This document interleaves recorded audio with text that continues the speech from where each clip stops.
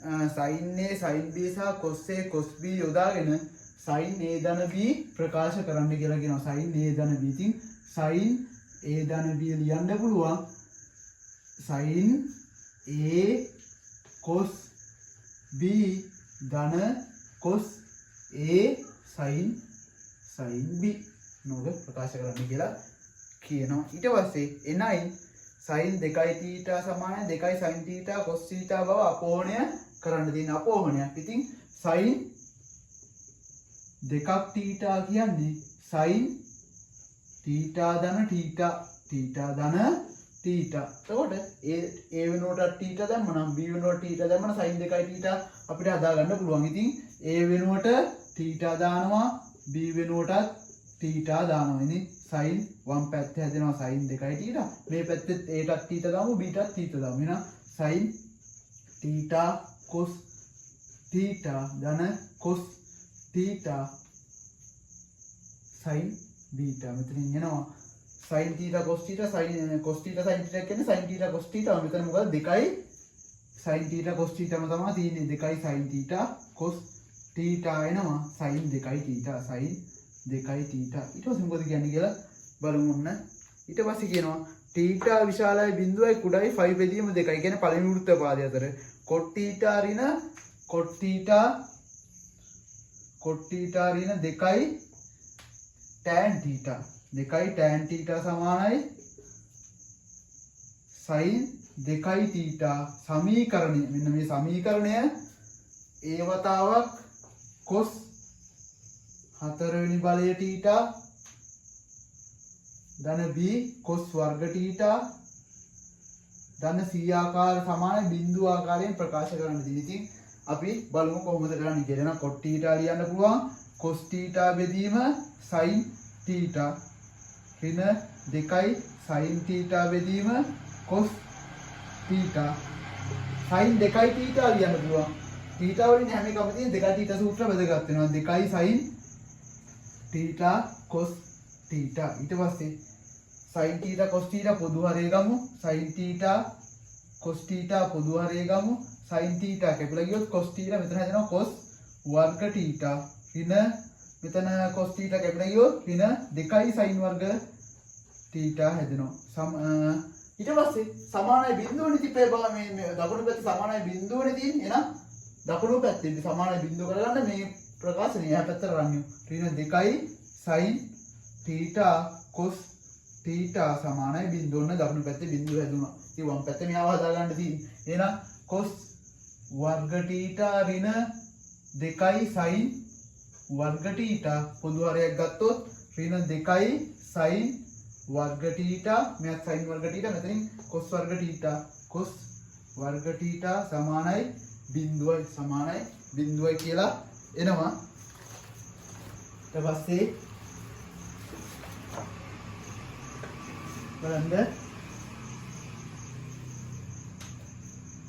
හරස් කුණිතේ මෙන්න මෙතන හැදෙනවනේ sin θ cos θ මෙතන හැදෙනවා sin θ cos θ පොදු හරය ගත්තාම හැබැයි sin θ cos θ හරස් ගුණිතේ මෙන්න මෙයාව හරය අයින් වෙලා යනවා. එතකොට අපිට හැදෙන්නේ cos වර්ග θ ඍණ 2යි sin වර්ග θ ඍණ 2යි sin වර්ග θ cos වර්ග θ සමානයි බිඳුව. උත්තරේ බැලුවොත් cos පද විතරයි තියෙන්නේ. එහෙනම් sin වර්ග θ වෙනකොට එක ඍණ cos වර්ග θ දාමු. sin වර්ග θ ඍණ 2යි sin වර්ග θ වෙනකොට එක ඍණ cos වර්ග θ ඍණ 2යි sin වර්ග θ වෙනකොට දාමු cos වර්ග θ එහෙම තියෙනවා. sin වර්ග θ වෙනකොට එක ඍණ cos වර්ග θ දාමු සමානයි බිඳුව. මෙතන හැදෙනවා cos වර්ග θ ඍණ 2යි ධන 2යි cos වර්ග θ ධන 2යි ඍණ 2යි මෙතන ඍණ 2 ධන ඍණයි ධන 2යි cos වර්ග θ මෙතන ඍණ 2යි cos වර්ග θ මෙතන sin වර්ග θ මෙතන ඍණ cos වර්ග θ එන්නේ. එතකොට ඍණ 2ක් cos වර්ග θ මෙතන ධන ඍණයි ධන 2යි cos 4යි තීටා සමානයි 0යි. ඊට පස්සේ බලමු සුළු කරන්න කොයි ආකාරයෙන්ද ප්‍රකාශ කරන්න ඕනේ. ඒ වතාවක් cos 4යි තීටා. මේක එහෙමම තියෙනවා. මේ ටික සුළු කරමු. මෙයාට මෙයා කැපිලා යනවා. මෙයා 20 මේ පැත්තට ගමු. දෙවතාවක් cos 4යි තීටා ධන cos වර්ග තීටා ඍණ 2 සමානයි 0යි. සමානයි 0 ඒ ආකාරයෙන් ප්‍රකාශ කරා. මොකද ඒ ආකාරය ඒ වතාවක් cos 4 වෙනි බලයේ තීටා ධන b වතාවක් cos වර්ග තීටා ධන c ආකාරයෙන් ප්‍රකාශ කරා. ධන c ආකාරයෙන් මේ බලන්න a සමානයි 2යි b සමානයි 1යි c සමානයි ඍණ 2යි. ABC තාත්වික නියත වේ. මෙන්න තාත්වික නියත ටික. ඊට පස්සේ මොකද කියන්නේ? කරන්නේ nයි තීටාගේ අගය හොයන්නේ. තීටාගේ අගය තමයි අහන්නේ. මට පේනවා මේ තියෙන්නේ cos වර්ග තීටාගේ වර්ගජ සමීකරණයක්. cos වර්ග තීටාගේ වර්ගජ සමීකරණය. අපි cos වර්ග තීටාගේ වර්ගය බලමු. cos වර්ග තීටා වෙනුවට u දැම්මොත් cos වර්ග තීටා වෙනුවට u දැම්මොත් මොකද්ද හැදෙන්නේ? cos 4 වෙනි බලයේ තීටා එනවා u වර්ගය. එතකොට හැදෙනවා u වර්ගයේ වර්ගජ සමීකරණයක්. u වර්ගයේ වර්ගජ සමීකරණයක්. අත්‍තරම තියෙන්නේ මෙතන cos වර්ග තීටාගේ වර්ගජ සමීකරණයක්. cos වර්ග තීටාගේ වර්ගජ සමීකරණයක්. ඉතින් මේ cos 4යි cos 4 වෙනි බලයේ තීටා වෙනකොට u වර්ගය දාමු. එතකොට මෙන්න මෙතෙන්ට ආදේශ කරමු. දෙවතාවක් u වර්ගය ධන cos වර්ග තීටා වෙනකොට u මෙතන ඍණ 2 සමානයි 0යි. සාධක කැඩනවද බලමු. ඍණ 4යි 2ක් u වර්ගය ධන u ඍණ 2 බලමු සාධක කැඩනවද කියලා. ඍණ 4ක් u වර්ගය ඍණ 4ක් u වර්ගය සාධක වෙන්නේ 4 වරක් 1යි නැත්නම් දෙවරක් 2යි. 4 වරක් 1 ගන්න බෑ කොහොමද? දෙවරක් 2 ගන්නත් බෑ. එහෙනම් අපිට අර සූත්‍රයට යන්න වෙනවා. සූත්‍රය නැත්නම් වර්ග පූර්ණයට යන්න වෙනවා. සූත්‍රය දාමු. u සමානයි ඍණ b. ඍණ b කිව්වොත් ඍණ 1 ධන හෝ ඍණ b වර්ගය 1 වර්ගය ඍණ 4යි a 2යි c ඍණ 2යි. ඍණයි ඍණයි ධන වෙනවා. නොවෙනවා. බෙදීම 2යි a උත්තර එනවා. 2යි a කියන්නේ 4යි. ඍණ 1 ධන හෝ ඍණ මෙතන ඍණ 1 ධන හෝ ඍණ 4 2 8යි 8 වරක් 2 මූල 17යි. මූල 17 බෙදීම 4යි. එතකොට අපි දන්නවා u කියන්නේ මොකක්ද ඇත්තටම? u කියන්නේ cos θ. u කියන්නේ cos වර්ග θ. u කියන්නේ cos වර්ග θ. මේක ඍණ අවසි කරන්න පුළුවන්. ඇයි එහෙම අවසි කරන්න පුළුවන් කියන්නේ? θ ඉන්නේ තීටා කුඩායි 5 බෙදීම 2 විශාලයි 0යි. එතකොට මේ අවස්ථාවේ cos තීටා හැම වෙලේම මොකද වෙන්නේ? ධනයි. cos තීටා හැම වෙලේම ධන. සයිමුත් ධනයි. ඉතින් cos වර්ග තීටාත් අනිවාර්යෙන් හැම වෙලේම ධනයි. එහෙනම් ඍණ අවස්ථාව අවෝසි කරන්න පුළුවන්. ඍණ 1 ධන අවස්ථාව විතරයි ගන්න පුළුවන්. 17 බෙදීම 4 ධන අවස්ථාව ගන්න පුළුවන්. ඊට පස්සේ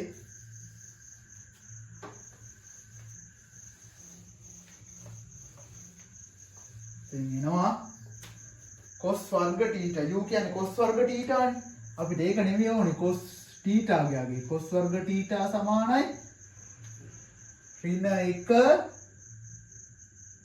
cos වර්ග θ කියන්නේ u ඍණ 1 ධන මූල 17 බෙදීම 4 බෙදීම 4. එතකොට cos θ ගන්න නම් cos තීටා ගන්න නම් මෙයාගේ වර්ගමූලය ආපහු ගන්න වෙනවා. මෙයාගේ වර්ගමූලය ආපහු ගන්න වෙනවා. ඍණ 1 ධන මූල 17 බෙදීම 4 මූල එන තීටා එනවා. මෙතනින් තීටා එන අපිට ඕන උත්තර එනවා cos ඉන්වර්ස් මූල 17 ඍණ 1 බෙදීම 4. ඔන්න අපිට අවශ්‍ය උත්තරේ ආවා.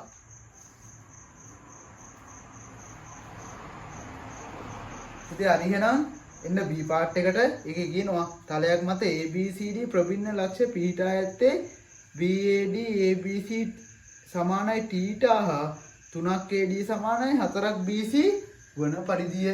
එතකොට BAC alpha සහ ABD beta යයි ගම් රූපය බල රූපයක් දීලා දෙන. ඉතින් ඉතල ඒ රූපේ ඇඳගෙන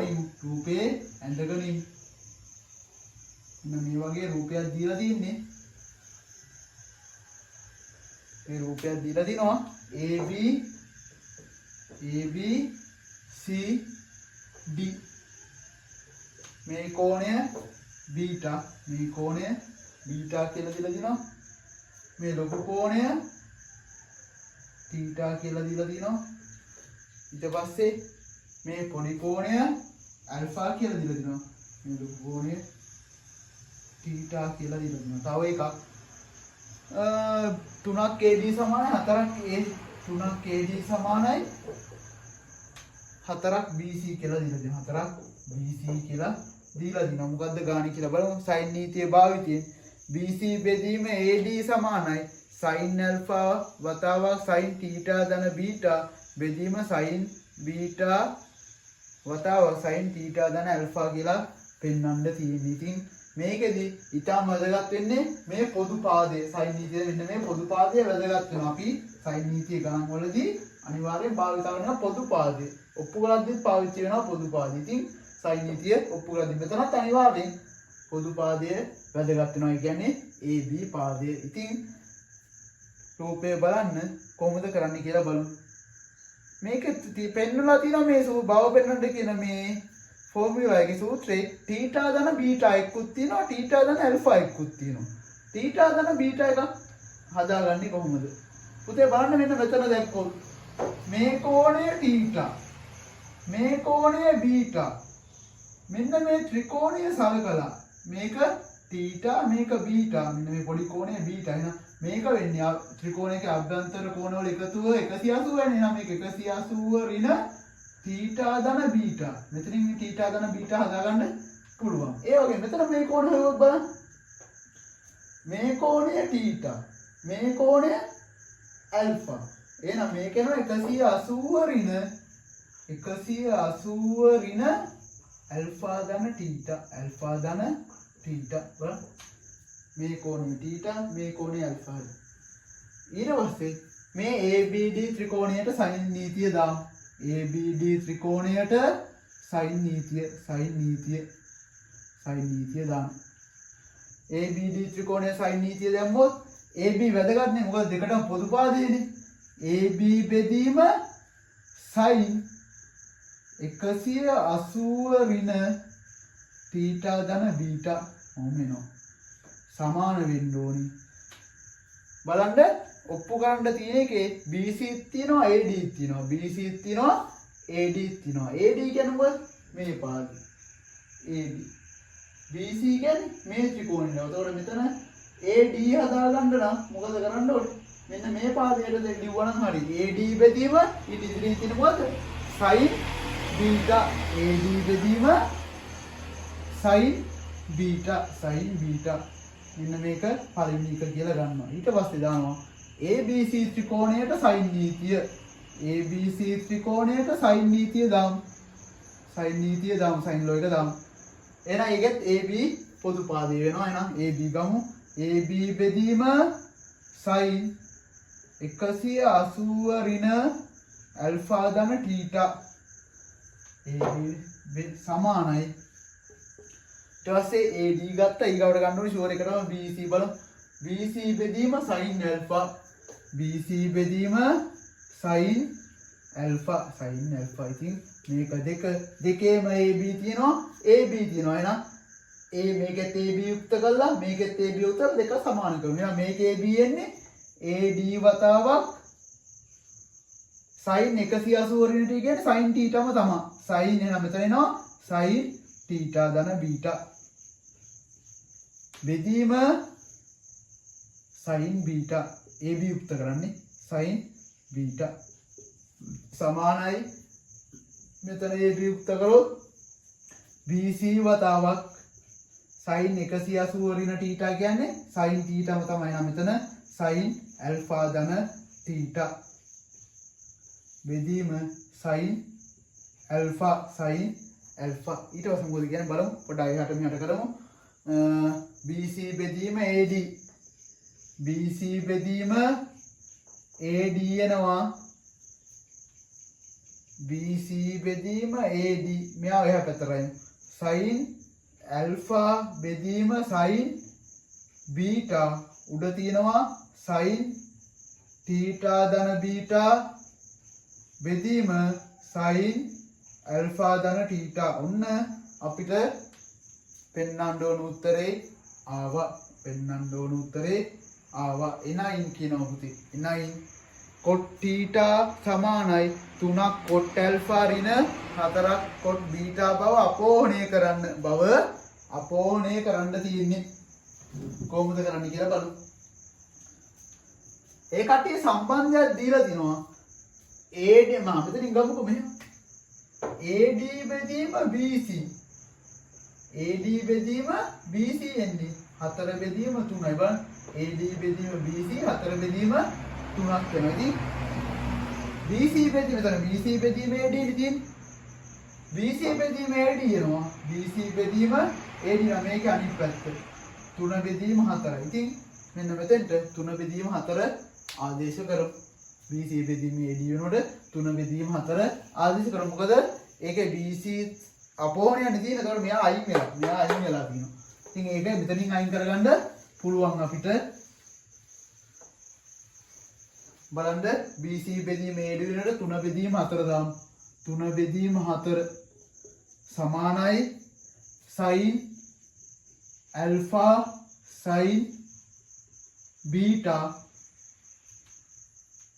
වතාවක් sin theta ධන beta බෙදීම sin alpha ධන theta ඔහොම එනවා. ඊට පස්සේ හරස් ගුණිත කරමු. 3ක් sin beta බෙදීම 4ක් sin alpha සමානයි sin a ධන b සූත්‍රය දාමු. sin theta cos beta ධන cos theta ධන sin a cos b ධන cos a sin b sin beta බෙදීම sin alpha ධන theta sin a cos b ධන cos a sin b. ඔහොම එනවා. උත්තරේ බැලුවොත් උත්තරේ තියෙනවා cot theta එක. cot theta. එහෙනම් මම හැම එකක්ම cos theta ගෙන් බෙදාගෙන යන්නම්. cos theta ගෙන් බෙදාගෙන යන්නම් මේ පද හතරම cos theta ගෙන් බෙදාගෙන. cos theta ගෙන් බෙදනවට වඩා මෙහෙම කරමු. cos theta ගෙන් බෙදුවොත් tan theta නැදෙන්නේ. මෙතන sin theta ගෙන් බෙදාගෙන. sin theta ගෙන් බෙදාගෙන ගියොත් බෙදමු sin theta ගෙන් මෙන්න මෙයා. එහෙනම් මෙතන හැදෙනවා cos beta sin theta එක. එතකොට මෙතන sin theta ගෙන් බෙදාගෙන ගියොත් cot theta sin beta sin theta ගෙන් බෙදාගෙන යන්නේ. එහෙනම් මෙතන sin alpha sin theta ගෙන් බෙදුවොත් cot theta ධන sin theta ගෙන් බෙදුවොත් මෙයා කැපිලා යනවා cos alpha එනවා. මේ පැත්තේ මොනම තියෙනවා 3යි sin beta බෙදීම 4ක් sin alpha එනවා. ඊට පස්සේ cot theta උක්ත කරමු අපි. cot theta උක්ත කරමු කොහොමද බලමු. මෙතන හැදෙනවා 3යි sin beta වතාවක් හරස් ගුණිත කරමු. sin alpha cot theta ධන cos alpha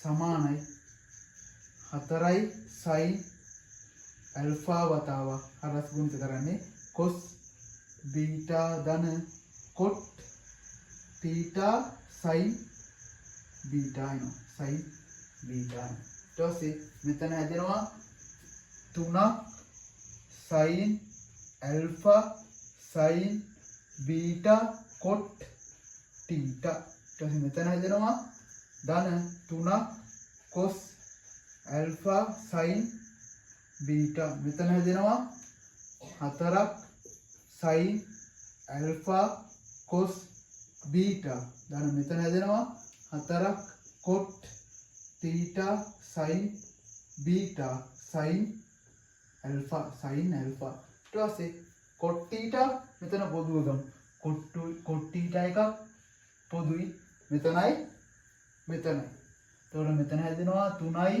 sin alpha sin beta cot theta එකක් මෙතනින් එළියට ගත්තොත් මේ පැත්තට ඉන්න ගියොත් 4ක් sin beta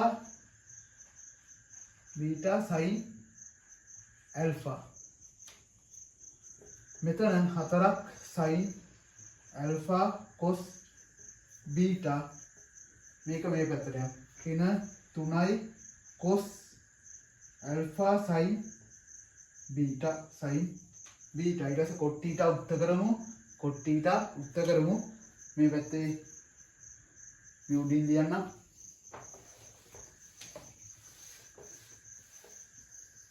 cot theta එනවා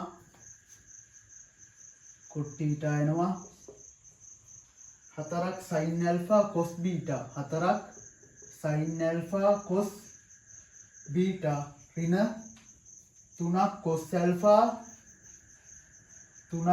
alpha sin beta බෙදීම 3ක් sin alpha sin beta 3ක් sin alpha sin beta ඍණ 4ක් sin beta sin alpha ඔහොම එනවා උත්තරේ බැලුවොත් හරයක් නැහැ එතකොට sin alpha sin beta ගෙන් බෙදාගෙන යන්න sin alpha sin beta ගෙන් බෙදාගෙන යන හැම පදයක්ම එහෙනම් 4 වතාවක් sin alpha cos beta බෙදනවා sin alpha sin beta ගෙන් sin alpha sin beta ගෙන් ඍණ 3 වතාවක් cos alpha sin beta බෙදනවා sin alpha sin beta ගෙන් හරේ බලන්න මොකද වෙන්නේ කියලා හරේ sin alpha sin beta ගෙන් බෙදුවොත් ඉතුරු වෙනවා 3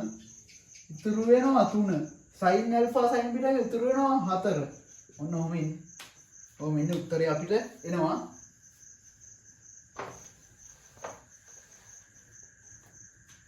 මෙතන හැදෙනවා sin alpha ට sin alpha කැපෙනවා මෙතන 4 වතාවක් cot beta ඍණ sin beta ට sin beta කැපෙනවා මෙතන ඍණ 3යි cot alpha මෙතන ඍණ 1 ඉතින් මේක ඍණක් එළියට ගත්තොත් මෙයා ධන වෙනවා මෙයා ඍණ වෙනවා එහෙනම් 3ක් cot alpha ඍණ 4ක් cot beta කියලා එනවා ඔන්න B part එකේ ආන්සර් එක 4 වතාවක් cot beta 3ක් cot alpha අපිට ඕන උත්තරේ ඇවිල්ලා තියෙනවා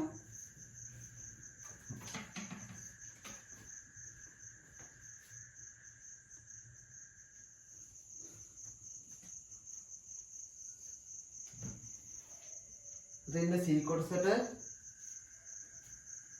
කියනවා සමගාමී සමීකරණ දෙකක් විසඳන්න තියෙන්නේ දීලා තිනවා sin inverse මූල x සමානයි cos inverse මූල y එක සමීකරණයක් අනිත් එක tan වතාවක් tan inverse 3x වෙන tan inverse 2y ධන tan වතාවක් tan inverse 3y වෙන tan inverse 2යි සමානයි එක සමීකරණ දෙකයි එහෙනම් උදාහරණ පද දෙකයි සමීකරණ දෙකයි අපිට විසඳන්න පුළුවන් අපි සම්ප්‍රදාන කුල මෙයා alpha කියලා ගමු මෙන්න මෙයා alpha කියලා ගමු මෙයා alpha නම් මෙතන හැදෙනවා sin alpha කියන්නේ මූල x sin alpha කියන්නේ මූල x cos beta කියන්නේ මූල y ආයේ මේ alpha සමානයි beta කියලා දෙනවා. ඊට පස්සේ මෙයා ගමු gamma කියලා. මෙයා ගමු delta කියලා. මෙයා ගමු theta කියලා. මෙයා delta මෙයා ගමු theta කියලා. මෙයා ගමු neta. මෙයා ගමු neta කියලා. ඉතින් මෙතනදී බලමු tan gamma ඍණ delta ධන tan theta ඍණ neta සමානයි 1යි. ඊට පස්සේ දාන්න තියෙන්නේ මොකද්ද? tan a ඍණ b සූත්‍රය tan a ඍණ b සූත්‍රය දාන්න තියෙන්නේ tan a tan gamma ඍණ tan delta 1 ධන tan gamma tan delta ධන tan theta ඍණ neta එන tan theta ඍණ tan neta 1 ධන tan theta tan neta සමානයි 1යි. ඊට පස්සේ tan gamma කියන්නේ 3x 3x tan delta කියන්නේ 2y බෙදීම 1 ධන 6xy 3 වරක් 2 6xy ධන මේ දෙන ගුණ තියෙන්නේ x මේ දෙනයි ගුණ තියෙන්නේ 3x වැඩි කිරීම 2y ඊට පස්සේ tan delta කියන්නේ 3y tan neta කියන්නේ 2x tan neta කියන්නේ 2x ඍණ 2x 1 ධන මේ දෙන 3y වැඩි කරන්නේ 6xy එතනත් හැදෙන්නේ සමානයි 1යි. ඊට පස්සේ මේක අරස් ගුණිත වෙනවා. මෙතන 3x කියන 2 එනොත් x ධන y සමානයි 1 ධන 6x y කියලා එනවා. උපරිම අච්චරයි අර යන්න පුළුවන්. මෙතනින් ආදිත කරමු. මූල x කියන්නේ sin alpha නම් x කියන්නේ මොකද්ද? sin වර්ග alpha. sin වර්ග alpha. y කියන්නේ y වර්ගය කියන්නේ cos වර්ග beta. cos වර්ග beta. 1 ධන 6x කියන්නේ sin වර්ග alpha. y කියන්නේ cos වර්ග beta. හැබැයි alpha සමානයි beta කියලා ගන්න පුළුවන්. පළවෙනි සමීකරණයෙන් ආවෙන alpha සමානයි beta දාමු. sin වර්ග alpha ධන cos වර්ග alpha සමානයි 1 ධන sin වර්ග alpha cos වර්ග alpha. ඔබේනෝ ඊට පස්සේ කියනවා sin වර්ග alpha ධන cos වර්ග alpha 1යි. 1ට 1 සමානයි 1 ධන 6යි sin වර්ග alpha cos වර්ග alpha. මෙයාට මෙයා කැපිලා යනවා.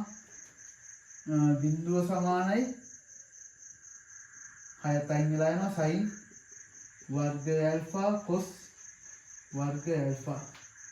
4ෙන් වැඩි කරලා 4ෙන් බෙදුමු.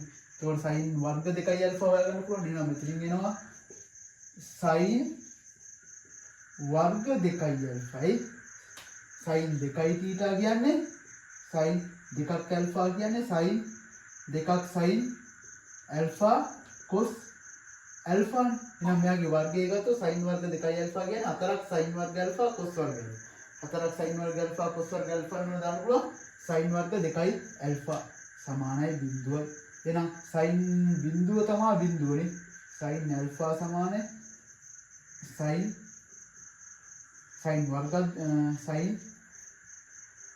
වර්ග සමානයි බිඳුව. එහෙනම් මේකේ වර්ගමූලය ගත්තොත් sin 2ක් alpha ඉන්නේ බිඳුවම තමයි. sin 2යි alpha වෙන්නේ බිඳුවම තමයි. ඉතින්